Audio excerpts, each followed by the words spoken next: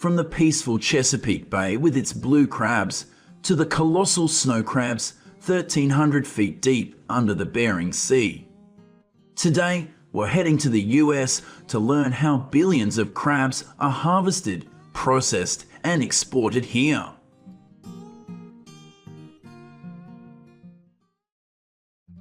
Our first stop is the California, Oregon, and Washington coasts, teeming with Dungeness crabs, the most commercially important crab in the Pacific Northwest. In 2022, 36.6 million pounds of Dungeness crabs were harvested and sold for $181 million. A female crab can hold up to 2.5 million eggs for 2 years. Crabs grow through shedding shells, which turn them from microscopically tiny to this big just after 2 to 3 years. Though Dungeness crabs can actually live up to 8 to 13 years, many are caught at about 4 years old or die from predators and environmental factors. This is why fishery authorities closely monitor crab population dynamics to ensure sustainable crabbing. Dungeness crab fishing season typically runs from November 4th to July 30th, but it's been pushed back 6 years in a row to protect humpback whales, which migrate from California to the breeding grounds in Mexico and Central America in the fall. Crabbing has always been a physically demanding job, but today machines like this window and GPS have made the job easier. The crabber's workday starts very early in the crab season. They prepare their boats and head out to the crab traps set yesterday. On the way there, they often prepare baits, which are fish and shrimp scraps. 175 to 500 crab traps are waiting for them every day, so every minute counts. When they reach the first buoy, the brightly coloured thing that marks the trap location, the captain will use the winder to bring the crab trap up and hand it to the shaker. The shaker will then shake out the crabs and put in new bait. Meanwhile, the culler will sort the harvested crabs. Only male crabs with carapace above 6.25 inches are legal to keep. Female crabs, recognizable by their wider aprons, and small male crabs must be released back into the sea to protect the species. The pot slider will clean the empty trap to prevent algae from forming on the tracks, and then hand it back to the shaker to set traps for the next catch. This process is repeated until the last trap. China is the largest importer of the US Dungeness crabs. According to the National Oceanic and Atmospheric Administration, in 2018, the US exported 2.8 million pounds of Dungeness crabs to China, worth nearly $20 million. When they return to shore, the fishermen will transport the live crabs to processing facilities. They are then neatly arranged in trays, cooked and flash frozen to preserve the freshness of the meat. Some cooked crab will be carefully picked from the shell and canned. Finally, they are packaged and shipped around the world.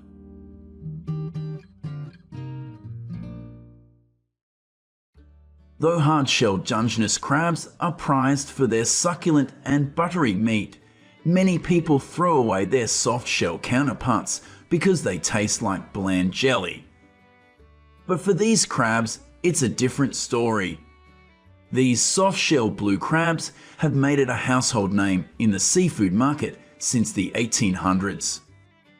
Blue crabs are native to the Atlantic Ocean and the Gulf of Mexico. But the Chesapeake Bay in Maryland, home to an estimated 375 million blue crabs in 2023, is the largest blue crab center in the US. Thanks to the right salinity and water temperature, nearly half of all commercially caught blue crabs are hailed from here since 1976. The official blue crab fishing season starts on April 1st and lasts until the end of the year. Each vessel can deploy from 300 to 900 depending on the crabbing license. In addition to crab traps, commercial blue crab fishermen also use trot lines to harvest these crabs. They are allowed to catch those at least 5 inches long, and the rest are released back into the sea. Legal-sized blue crabs are categorized based on grade. Grade 1 male crabs can fetch $4.75 a pound. Grade 2 male crabs are $2.75, while factory-grade crabs sell for around 90 cents a pound. Fishermen also check for firmness and peeler signs. Unlike Dungeness crabs, soft-shell blue crabs are delicious and can be sold for twice the price of hard-shelled blue crabs. In fact, it's so sought after that many fishermen have invested in a tank system to take care of molting crabs at home. This entire process takes 2 to 3 hours, and within 2 hours after the shed, the new shell begins to harden. They are extremely weak and vulnerable during shedding, so only experienced fishermen know when it's the right time to package these crabs. Once offloaded at the dock, they will be transported directly to processing facilities. Here, blue crabs are steamed or boiled whole. Next, the cooked crabs are transferred to the picking area. Workers meticulously remove the white meat from the body cavity and legs of the crab. This delicate work requires both skill and speed, ensuring the crab meat isn't damaged. The picked crab meat can then be sold directly or processed into various products. Crab cans will be topped with a layer of ice to extend its shelf life during transport to restaurants and kitchens nationwide.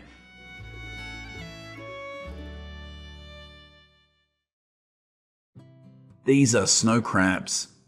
They can live up to 20 years under the Bering Sea, Alaska at 39 degrees Fahrenheit. However, the 2018 heat wave increased this seawater temperature by 37 degrees Fahrenheit, creating a domino effect that starved nearly 11 billion snow crabs to death. Typically, the snow crab season runs from July 1st to June 30th. But this devastating loss forced the US to ban snow crab fishing for 2 consecutive seasons to restore snow crab populations by 2029. You see, harvesting snow crabs is a risky job.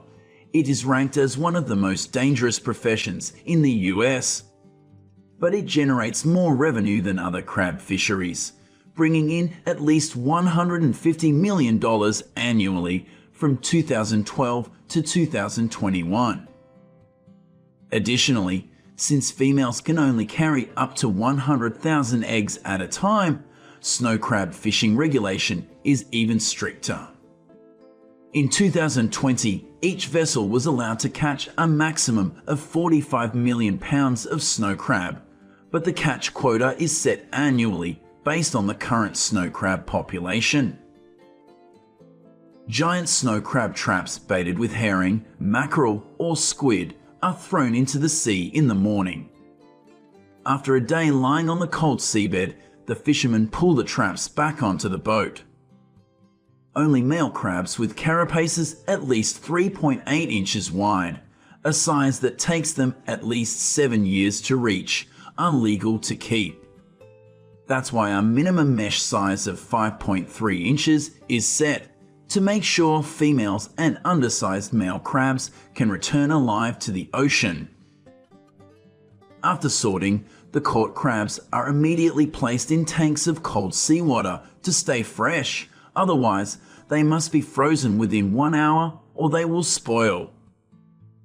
According to the National Oceanic and Atmospheric Administration, around 80 million pounds of snow crab have been caught annually over the past 72 crab seasons. The record-setting haul occurred in 1991, when fishermen caught a staggering 325.1 million pounds of snow crab here. Within 72 hours of capture, fishermen must accurately report their catch online to the fishery managers. The harvested crabs are quickly transported to St. Paul, Alaska, home to the world's largest crab processing plant. During peak crab season, they can process 50,000 to 500,000 pounds of crab a day. As the live crabs are put on this conveyor belt, they are killed automatically. These machines can handle 40 crabs per minute. Then, the crabs are separated from their main body, with only the legs and other edible parts retained. Once the parts are separated by grade based on size, they are placed in containers, each holding about 45 pounds. Each container is cooked for 18 minutes at 210 degrees Fahrenheit. After cooking, the crabs are cooled and dipped in a 92% saltwater brine at between 0 and 2 degrees Fahrenheit. Finally, they are soaked in fresh water to lock in the natural flavor and moisture for up to 2 years. The crabs are then moved to the packaging area, where 45 pounds of crab are put into bags and cardboard boxes. The boxes are stacked and placed in giant freezers. They can complete 6,000 to 8,000 boxes in a single day. To accomplish all this work, they require a workforce of 320 people. The cold ocean gives snow crab its signature sweet flavor sought after worldwide. China, Japan, and Vietnam are the biggest import markets for snow crab, with each country placing around 3.3 million pounds of orders in 2021.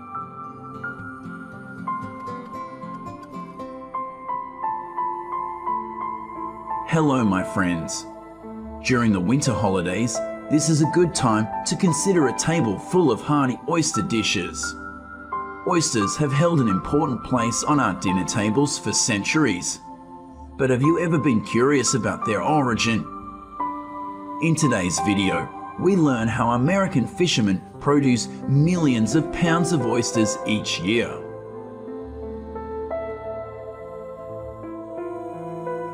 In 2023, the United States will produce 45.3 million pounds of oysters worth about $221 million.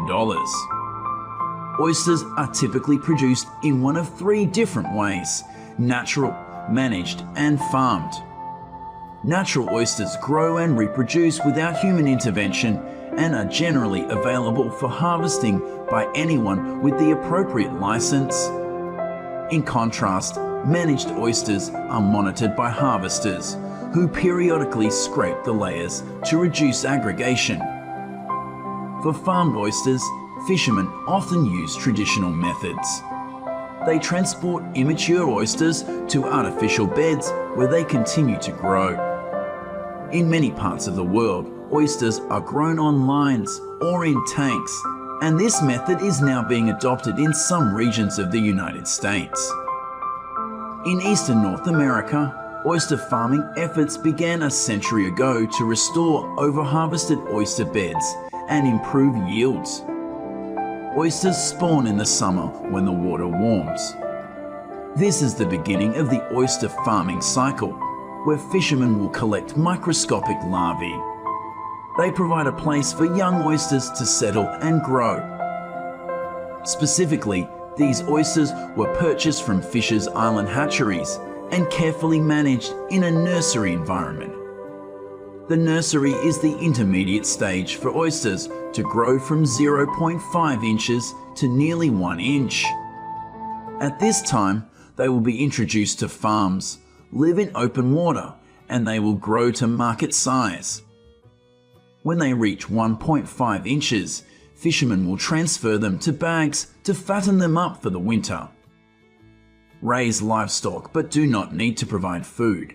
That's right, oysters are that kind of livestock.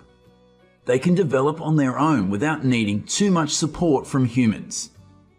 In fact, once past the larval stage, oysters do not need to be fed because they filter food from the water column. In recent years, bottom cages have become a popular solution in the oyster farming industry oysters live on pieces of shell that are finely ground in the nursery before being put into cages. After that, the cages are submerged in water at rented locations at the river mouth for rearing. Vertical, multi-tiered cages allow farmers to grow more oysters. Additionally, oyster farming provides valuable estuarine habitat for juvenile fish and invertebrates. Oyster farms have transformed flat, unattractive estuarine habitats into more complex habitats. At the same time, it invites commercially and ecologically important species to forage and seek refuge. In Alaska, oysters grow in cold water with abundant plankton, so high-quality oysters are available year-round. Cold water also reduces bacterial contamination, prolongs storage time, and ensures safety when eating raw oysters. However, because they cannot reproduce either naturally or in the wild, all farmed Alaska oysters are imported as seed from hatcheries on the Pacific coast. These cages contain more than 30 million oysters. These tiny oysters are very difficult to maintain. They need constant care or the entire oyster crop could be wiped out. The best conditions for oysters to grow are between 60 and 80 degrees F.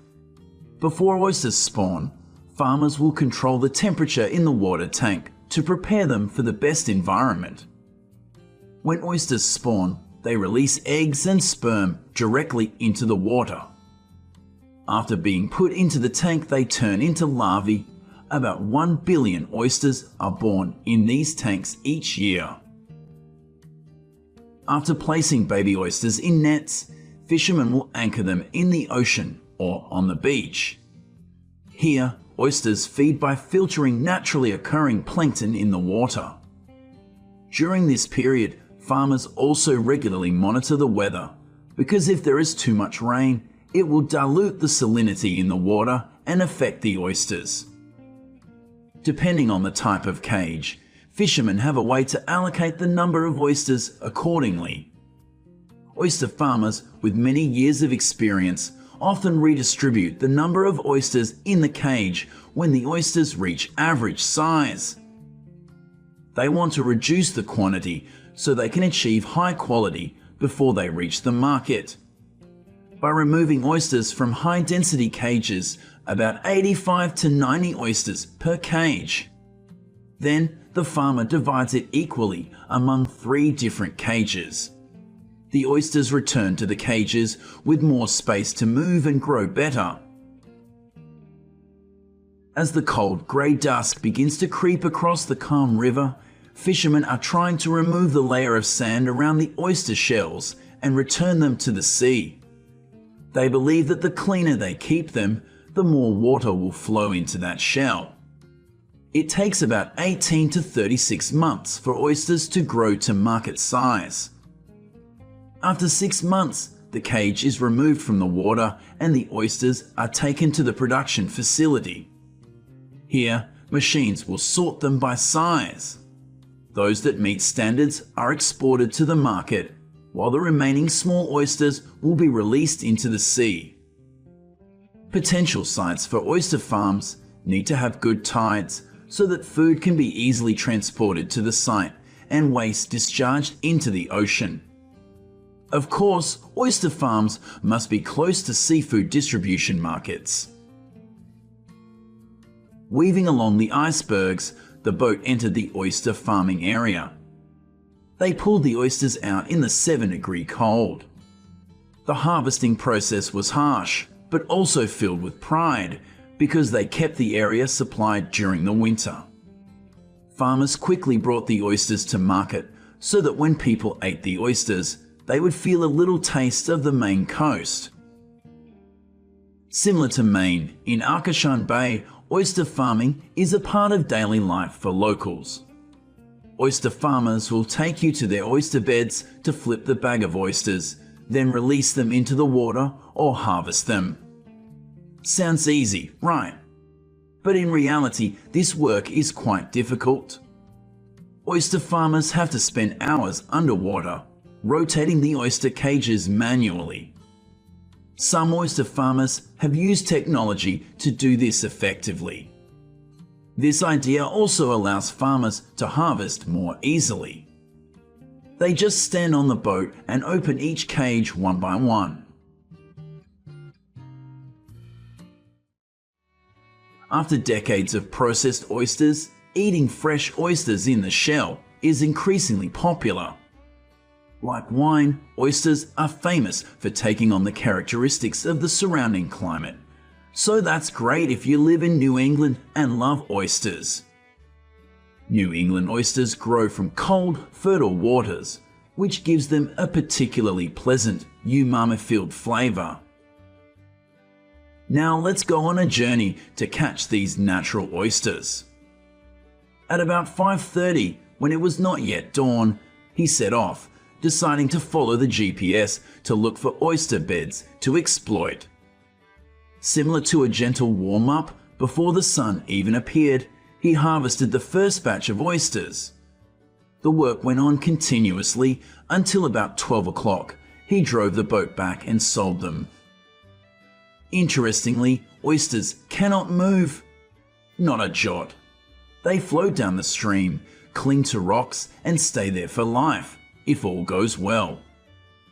The oyster has a rich flavor, conveying the crisp, fresh saltiness of its pristine environment. In addition to being delicious and nutritious, oysters also play a role in maintaining healthy ecosystems. They filter their food, removing particles and pollutants such as excess nitrogen from the waters where they live. Additionally, because oyster larvae survive by clinging to hard surfaces, oysters also help rebuild coral reefs. The sun was setting, and he steered his boat in a slow circle in San Antonio Bay before harvest.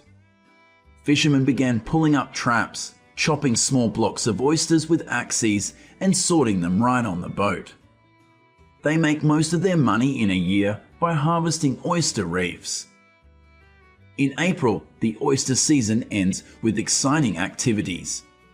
It was the last week of the fishing season, and they needed to move faster, getting bigger hauls of oysters.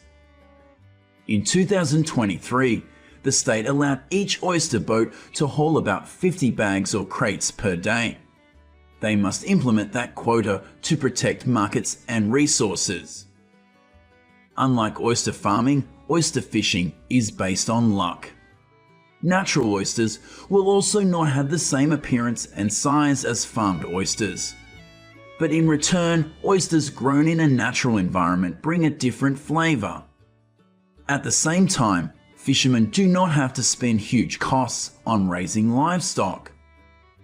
Once the oysters are harvested, it's a race against time to get them safely to consumers. Quality oysters are washed, tagged with ordering information, and canned. Besides, fishermen will add ice and place them in the cooler for about 2 hours to meet FDA guidelines. Trucks will transport them to stores and distributors across the United States. Finally, they appear on the dinner table like this, and you can pay 40 cents to enjoy each oyster.